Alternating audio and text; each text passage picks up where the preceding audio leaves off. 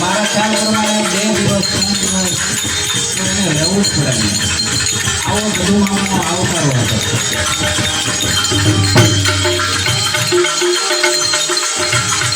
અને એમાં આપણા ઉપનિષદનો રોડ કેવા છે કે માતૃ દેવો ભાવ છે, માતાને દેવો માન, પિતૃ દેવો ભાવ, પિતાને દેવ માન, અતિથિ દેવો ભાવ.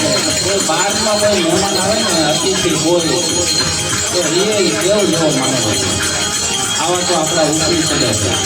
એટલે જે કોઈ આપણા આંગણે આવે ખાલી એને પાણી પાવ ને ભાઈ તો એમને રહી આપણો આશરા ધર્મ કહેવાય.